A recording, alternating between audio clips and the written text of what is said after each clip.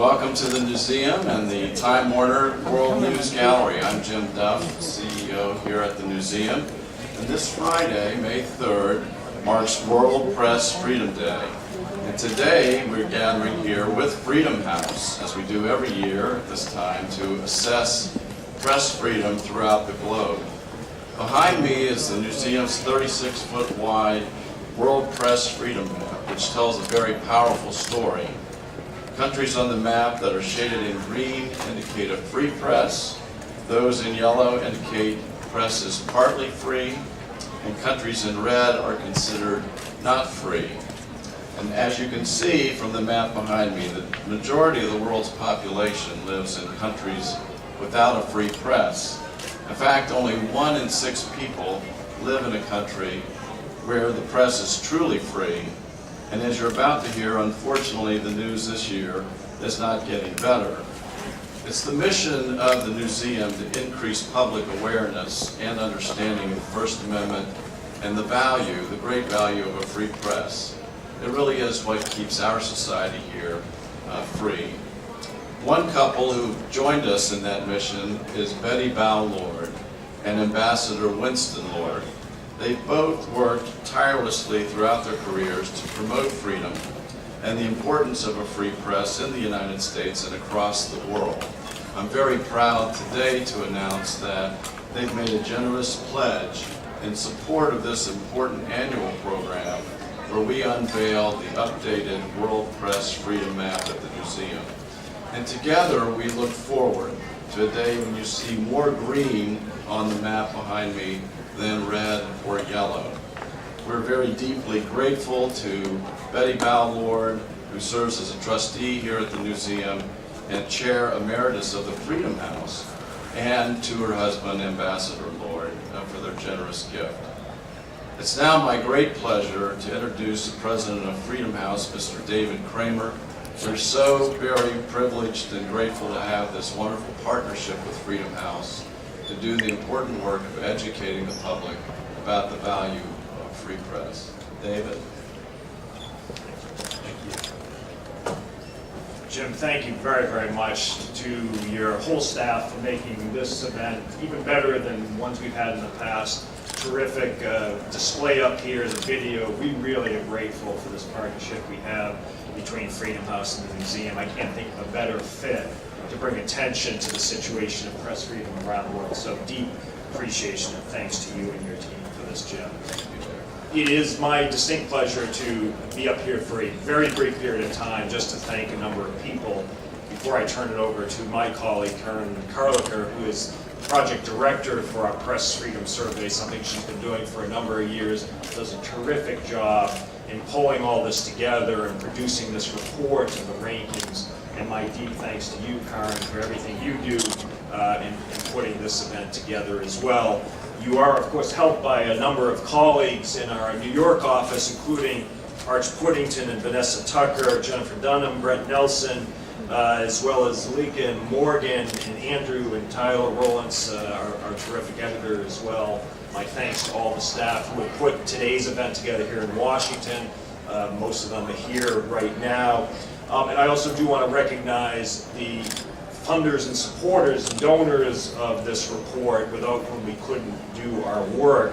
They include the Leon Levy Foundation, the Eulens Postins Foundation, the Herford Foundation, and the Nicholas B. Ottaway Foundation. We also have generous contributions from Free Press Unlimited, Google, the Lilly Endowment, Bradley Foundation, Freedom Forum, of course, and I too also want to express my appreciation to Betty Bow Lord, former chair of Freedom House's board, and her husband Winston Lord for their generous support over the years as well as for today's event.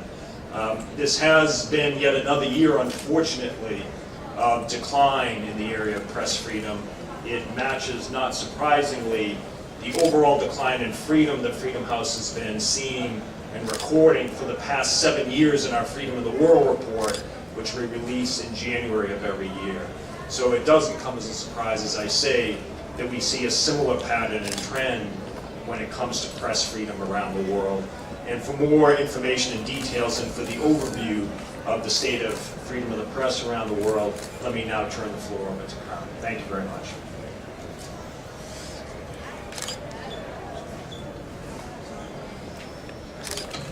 you very much, David, and I'd also like to thank again the museum for this amazing display and partnership. Okay, I'll start out. First with talking about the global picture for the year. Out of the 197 countries that we assessed during 2012, we had a total of 63, or 32%, that were rated free, 70, or 36%, that were rated in a partly free category, and 64, or 32%, rated not free. And this balance marks a negative shift towards the not free category compared to 2011. In terms of population, the picture is much more bleak. We found that less than 14% of the world's inhabitants live in countries with a free press, while 43% had a partly free press, and another 43% lived in not free environments. And the percentage of those enjoying free media in 2012 declined by another half point to the lowest level in more than a decade. As David noted, after improvements last year, we've had, again now, a decline in the overall level of press freedom worldwide, as measured by our global average score. And this has actually brought the figure to its lowest level since 2004. So overall, the global picture is quite negative. In this past year, all regions of the world, except the Asia-Pacific region, also experienced declines of varying degrees, with the worst decline apparent in Western Europe, and smaller declines in the Americas, the Middle East and North Africa, and Sub-Saharan Africa. Some of the key trends noted in 2012.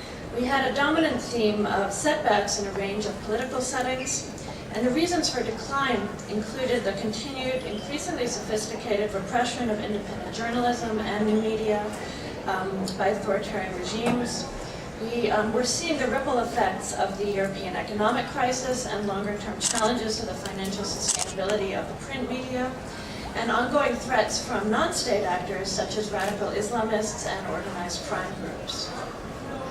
We also saw continuing influential authoritarian states such as China and Russia were using a variety of techniques to maintain a tight grip on the press, including detaining, jailing, or bringing legal charges against critics, as well as closing down or otherwise censoring media outlets, even as they expanded their attempts to control content online. 2 years after the dramatic Arab Spring revolutions, which led to some of the positive changes we saw last year, ongoing political turmoil produced very uneven conditions for press freedom in the Middle East in 2012, with Tunisia and Libya largely retaining the gains from 2011, where they'd experienced a huge opening, but even as Egypt experienced significant backsliding, and the region as a whole experienced a net decline for the year in terms of its average score. We also saw in a number of media environments around the world a heightened contestation over new media, in which there was a pushback by citizen journalists and their use of new media tools, including microblogs, online social networks, smartphones, and other information communication technologies. And they were using these to expand the flow of news and information. But this has been met by an equally determined range of efforts by governments to restrict new media. Repressive measures included the passage or intensified use of new cybercrime laws, the jailing of bloggers, and blocks on web-based content and text messaging services during periods of political upheaval. Finally, I wanted to draw attention to economic factors, including the challenges to the financial sustainability of business models for print media, as well as the additional burdens posed by the euro crisis, which have negatively affected media freedom in a number of democracies. Staff cutbacks and the closure of press outlets has affected the level of diversity of media coverage, and has also reduced the media's ability to perform its watchdog role and to keep citizens adequately informed. However, to counter some of these negatives, which are quite a few, there were some promising developments during the year to partially offset these worrisome trends. So I wanted to highlight a few of the positives before I turn to the negative status changes. Positive movement did occur in a number of key countries in Asia, including Afghanistan and Burma this year, in Eurasia, including Armenia and Georgia, and in Sub-Saharan Africa, including Cote d'Ivoire, Liberia, Malawi, Mauritania, Senegal, and Zimbabwe, as well as Yemen and the Middle East.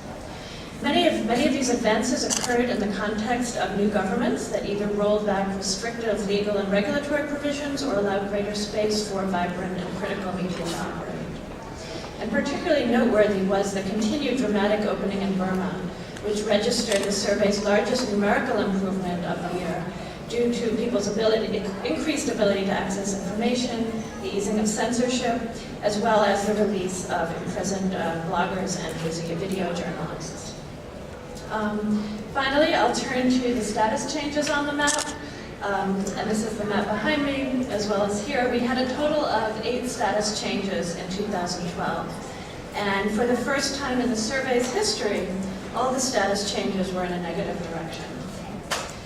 First, turning from free to partly free, we have 3 countries. The first is Greece. Greece's score declined from 30 to 41 points, and status declined from free to partly free due to an increasingly hostile legal, political, and economic environment for the press, a rise in intimidation of and attacks against journalists, closures of or cutbacks at numerous print and broadcast outlets as a result of the economic crisis, and a consequent reduction in media diversity and in comprehensive and accurate reporting about the country's political and economic situation. Second, we have Israel. Israel's score declined by a small amount, 30 to 31 points, but it was enough to move it into the partly free category to reflect the indictment of journalist Uri Blau for possession of state secrets, the first time this law had been used against the press in several decades, as well as instances of politicized interference with the content of Israeli Broadcasting Authority radio programs and concerns around the license renewal of the television station Channel 10. In addition, the economic impact of Israel Hayom, an owner-subsidized free newspaper and now the largest circulation daily, threatened the sustainability of other papers and contributed to the collapse and buyout of the Daily Maariv newspaper during the year. Third, in this category, we have Mali. Mali's score declined this year from 24 to 46 points. It was the largest decline of the year and actually the largest single-year decline in the last decade. And this was due to the repression of media in the south as a result of a coup in March, military coup, as well as a near-complete suppression of press freedom in the north, which had been taken over by Islamist militants for most of the year. This included the temporary suspension of the constitution, arbitrary arrests of journalists, the takeover of the state broadcaster, and restrictions on reporting on the coup in the south, the closure or takeover of nearly all media outlets and the imposition of Islamic law in the north, and harassment and attacks on journalists in both regions. The next category are 5 countries that have moved from the partly free to not free category. So first we have Ecuador, where the score declined from 58 to 61 points due to government-sponsored regulations that severely restricted media coverage of electoral campaigns. We also had President Correa's media directive to withdraw government advertising from privately owned media that were critical of the government, and a general reduction in political and investigative reporting due to an increasingly hostile environment for the press created by the government. Second, we have Egypt, where the score declined from 57 to 62 points due to increasing violence against and harassment of journalists, the adoption of a new constitution in December that, while enshrining the right to freedom of the press, allows for a number of limitations based on social, cultural, and political grounds. In addition, the judiciary has ruled against journalists in several cases, and the Egyptian media has become much more polarized since the election of President Morsi in last June. Third, we have Guinea-Bissau, where the score declined 57 to 65 points due to restrictions on coverage of the coup in April 2012 and subsequent protests against the coup.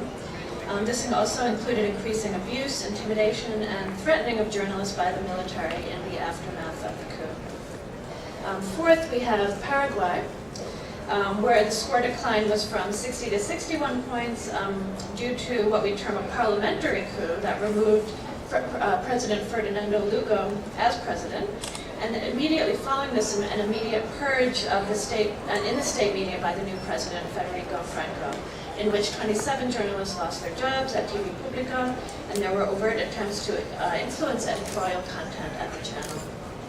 Finally, we have Thailand, where the score declined from 60 to 62 points due to court decisions that the lèse-majesté law, which restricts speech deemed offensive to the monarchy, does not contradict the Constitution's provisions for freedom of expression, and that third-party hosts may be held liable for online lèse-majesté content.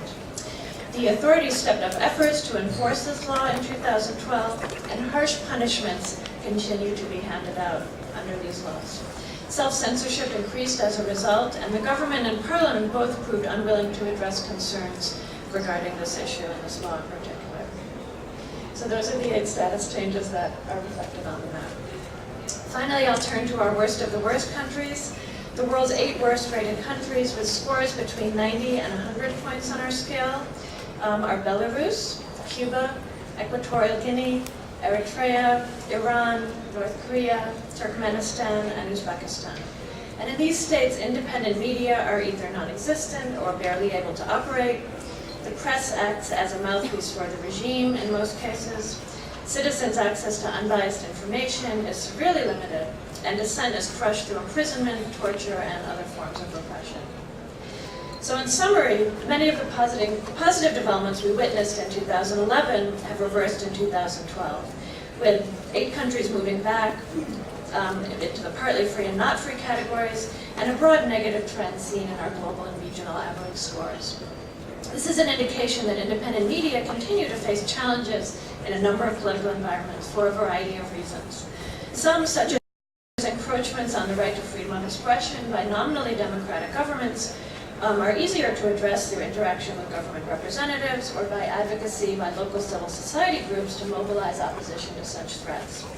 However, others, such as the impact of economic crises, the changing nature of business models, particularly for the print media in the internet age, or the role played by non-state actors, are becoming increasingly apparent and pose additional challenges for those of us committed to defending press freedom throughout the world. So thank you, I'll stop there. And I think we have time for questions for about 10 minutes. Thank you.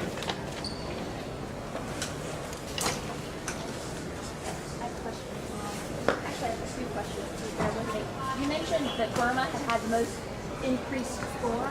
Would you classify Burma as a model for other countries that are trying to improve their press freedom?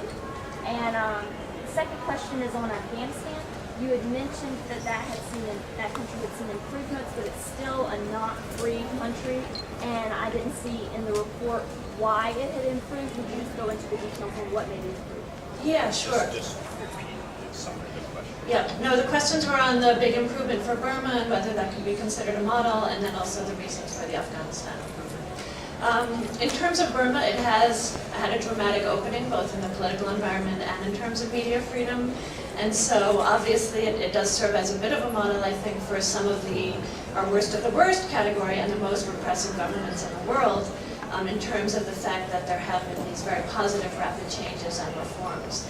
We are definitely still concerned with Burma that some of the laws being passed are not being, I would say, discussed with local civil society and media groups in the way that they should be, and that obviously the situation does remain restrictive in Burma. There are a lot of restrictions on journalists, but compared to where it was 2 years ago, it's been a huge improvement. And so in that regard, I would say it is sort of a model for other very repressive governments. In terms of Afghanistan, it did experience a significant improvement for 2012, and this was due mostly to a reduction in violence and attacks and killings of journalists, as well as the increased ability of private media, particularly the television stations in Afghanistan, to be able to report on both the government and other political actors more openly and with less fear of either legal intimidation or other repercussions. So there was definitely a sort of an increased space for private media, criticism of the government, and then less attacks in Afghanistan. So those are the two. Thank you very much. My name is Edmund. I come from Rwanda. I can see most of African countries are not free from their country. Is there a correlation between freedom of expression and development? And what? And development. Development. Yeah. And secondly, there's been an argument in my country that there's little research done on the ground by organizations in the community service. What instead do you go and check some ground checks? So in terms of the link between press freedom and development as a whole. I would say there are some links, but it's not necessarily the case that there would be a correlation. For example, before the coup last year, Mali was actually ranked one of the most free countries in the world, despite being incredibly poor. So there are definitely exceptions to that trend. And then we do see a number of other, less developed countries that do have very free media environments. So I wouldn't say there's a necessary correlation between the two. And of course, what happened in Mali is quite unfortunate in terms of the score going down. In terms of what we do, in terms of field visits or checking conditions on the ground, we use analysts and correspondents who have a very knowledgeable feeling for the situation on the ground and the situation in the country they're covering. And they talk to local journalists, they talk to a number of different NGOs. So we try and correlate our information by as many sources as possible. And Rwanda, I know, is one of the more restrictive environments in Africa. But that is, I think, a fact that's been corroborated by a number of other local, regional, and international organizations in terms of both media freedom and democracy. Hi, my name is Sobri. I'm from Cambodia. Could you tell us about the freedom status in Cambodia and why? Well, Cambodia is in our not free category, but we actually saw a decline in its score last year. So it's a continuing, I think, negative trend in Cambodia. There were several very important legal cases, including the conviction last year of Mam Sonando, who runs one of the main independent media outlets in Cambodia. He's now been released in 2013, but the fact that he was jailed for a very long prison term in 2012 was a concern. So there's been an increased use of libel, defamation, and other laws in Cambodia to restrict the press. And he and other independent media owners continue to face pressure. There were also cases of attacks, intimidation, and physical harassment of journalists. So the situation in Cambodia is quite worrisome and has been, I would say, headed in a negative direction in terms of media freedom for the last few years.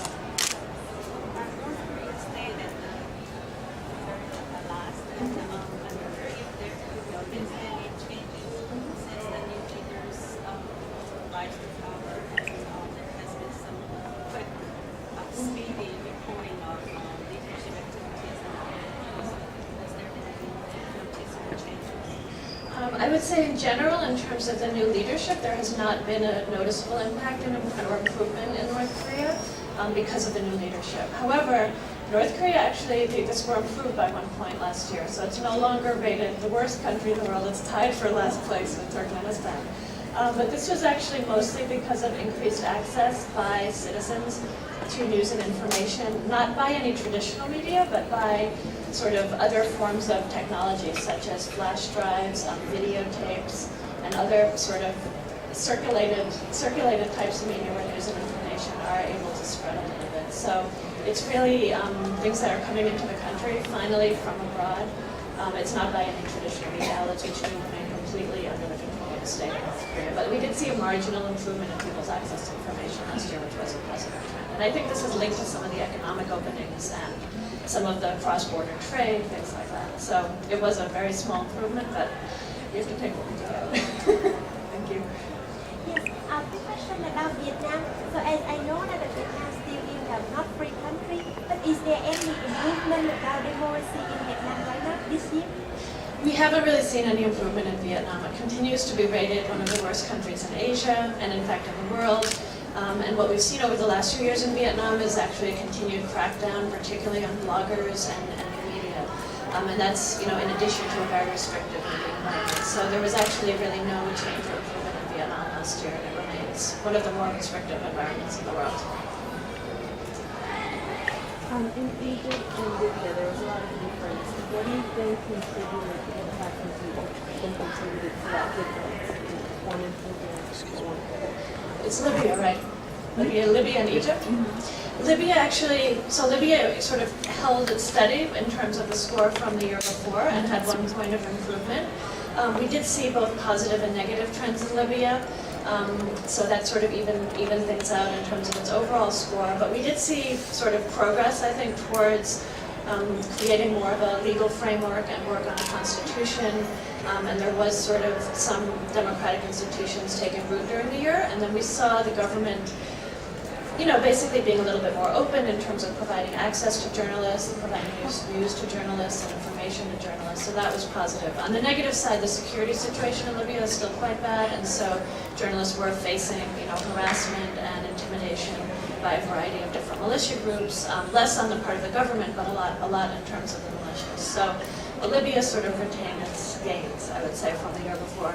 Egypt, we did see this considerable backsliding.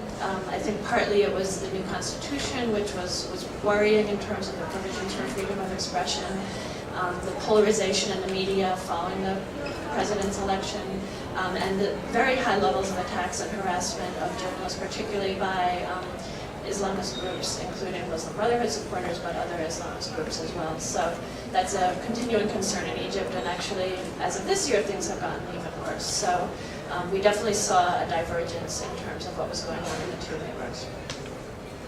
Hi, I'm a journalist from Thailand, and the Thai government and the general opinion of Thailand would respond to this report as less magistrate law is still necessary because monarchy is a national security and this cultural uniqueness that the Westerners wouldn't understand. So how would you respond to that? Well, we look at things from a pro-press freedom perspective. So we find the fact that these laws are being used to imprison people for considerable, lengths of time in prison terms very worrisome. In some cases, it's not even it's journalists, it's also citizens. There have been cases where it's been, I think, hard to even prove that the people in question, let's say, have sent the text message that then was putting them in prison. And the other thing that we're quite worried about is the third-party liability. So the fact that a web host can be held responsible for content that someone else, like a comment that's being posted on the website. And that was what happened actually in the case of Tường, who runs the Project I website, where she apparently didn't take down the comment in time, according to the judge. So things like that are quite worrying because in the internet age and where you have media that are transnational, and it's quite difficult then to prosecute the people that run the websites or the servers. And so I think this is a global issue. It's something that's been raised by concern, by companies such as Google and Yahoo. And so I think it's quite a serious concern that these types of cases are going forward in Thailand. And it's really an exception in what is otherwise, very open and democratic country. Go. Last one. I noticed that so that also part of what I read, I think my question is, do you think the electoral time residents is issued because we have here and we have Yes, no, that's actually a global trend that we've noticed in pre-election periods. We see crackdowns on media freedom in countries. And so it's very, very common to see a downward trend or a negative trend in a country prior to an election year. And that's quite a common trend around the world. So it's, every time we see that happening, it's a concern. And Bolivia actually has been a country where we've noted declines over the last several years. So I would imagine potentially there may be a similar type of re-election crackdown and attempts to control media content. This is what we saw in Ecuador last year, and I would not at all be surprised if that happens in Bolivia as well. Just one last one. Okay. Good morning, I have been done from Television National TV in Central America.